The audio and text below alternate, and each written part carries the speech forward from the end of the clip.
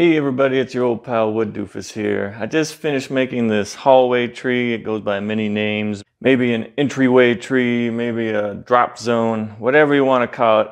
I just finished making this. I did put together a video of the process of making this, but I didn't put a lot of explanation in like I might usually do in some of my other videos. So if you don't like me explaining things, then you're in luck. This should be a quick video, just pushing through it. But if you do appreciate the explanation, maybe the tips and tricks or the ideas that I have as I put this kind of stuff together, then I will do my best at the end of the video to explain the different parts of this and how I put it together. So until then, please enjoy.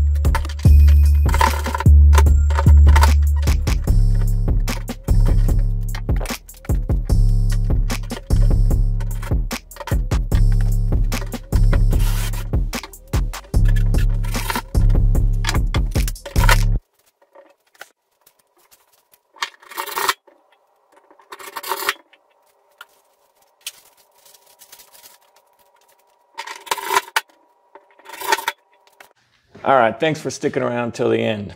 So the first thing I made in this project was this oak top. That's because the space that this unit is fitting in can only fit based on certain dimensions. So the dimensions of this top are the maximum dimensions to fit in the space that it's going in for the person that I'm making this for. So I have this 18 inches wide and 42 inches long, and I got two 6-inch boards from the home store and one 8-inch board, and I used dowels to put those together. I sanded them and I put polyurethane on there. Now, I will say the grain is a little coarse after the polyurethane, and I think that's because I forgot to pop the grain, and that's a process where you spray it down with water after your initial sanding, let the grain stand back up, and then you let it dry and sand it again, and maybe it wouldn't be so coarse. It's not a bad thing. I like a little texture. The next part I did was the box of the base here, and it's just made out of plywood walls. And then the first thing I did was install the trim on the side panels, and I used some MDF for that because I had some laying around. It works well for this kind of trim. And what that does is you get a double thick wall here to put a face frame on. So this face frame is made out of poplar, and I put it all the way around. I actually put a little joint right here for this face frame, so this piece coming across goes in between the side frame. And the reason I do that is because when it's pinned and glued into the shelf, it gives that shelf a little bit more sturdiness. If a child were to come and step on that, then at least it has some reinforcement right there at that joint. The next part I did was this top piece, and it's just once again made out of plywood, and these go across and these go down. These are basically 12-inch boxes. And this time I made the trim on the sides out of poplar and then the face frame out of poplar. So you get 1/4 inch. So you get the 1/4 inch plywood and the 1/4 inch side trim, and then you have a 1.5 inch frame here, which makes for a nice chunkier look. I built this shaker style frame on the inside, and I used pocket holes to try and maximize the smoothness of these joints and all the connection points. And it's actually good practice to use the same pocket hole system on your face frame.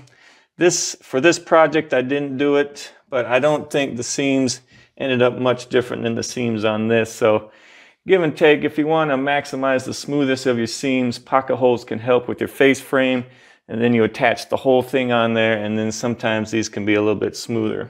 I have two supports up here in these boxes, and that's because this is actually going to be mounted to the wall. We're going to cut the baseboard out, put the whole thing against the wall, find some studs, and hopefully these two pieces will end somewhere on a couple studs. I put the backing board on last. I debated whether I wanted to paint it first or not, but I wanted to be able to glue it to all the frame that's around here, so I didn't want paint on there before I glued it. So I actually glued it on there first, and then I went through and painted all the backs of the cubbies, which is a little annoying, but it worked out okay. I'm going to be transporting this in two pieces, the bottom piece and the top piece, so I didn't want to connect them before I transported it.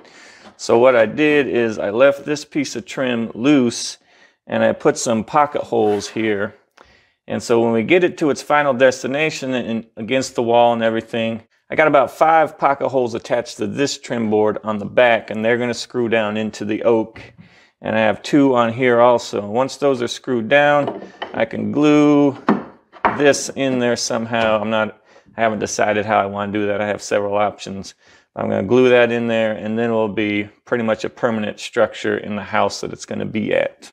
Since these pocket hole screws are going into hardwood oak, I'm using the 1.5 inch hardwood pocket screws. What's different from the hardwood and the softwood is these hardwood have more threads, so it makes a better, stronger connection to the hardwood. I used pins a lot, and when I used that nail gun with the pins, I used this wood filler to fill those holes, and then I sanded them up after I did that. The paint I used, the color was called Smoky White, and it's just a bare paint. And I used an indoor kind of semi-gloss, I think is what I used on this. But I know paint can get sticky over time and pick up stains possibly, so I used a protective coat of Varathane finishing wax. This is a paste wax that goes on with a cloth, and then you let it dry. and it makes for a hard finish that repels any kind of stains or colors or anything sticking to it. I can barely even put the blue painter's tape on here because it comes right off. So it's a really good finish. It gives a soft satin look to it instead of a high gloss that a polyurethane might give. But it turns out really good and protects that paint from damage. I got these antique bronze coat and hat hangers from Amazon. I looked around Home Depot, but I really didn't like their selection. And I actually got a set of 5 of these from Amazon, cheaper than I would get the subpar options at the Home Depot. So I really like these. I love the antique bronze look. I think they're pretty classy. All right, so there you have it. This is the first hallway tree that I've built. Let me know what you think in the comments. Make sure you subscribe if you like this video and you want to see some other videos like it, and hit the bell icon or whatever the crap people do. I don't know. But I do appreciate the people that do subscribe. I'm closing in on 1,000 subscribers, and that's amazing. So do me a favor and help me get to that 1,000, and you will be an honorary doofus. If you have any questions or concerns or comments on how I built this, you have some ideas of how I could have done it better, tell me about it in the comments. Otherwise, until next time, don't be afraid to be a doofus.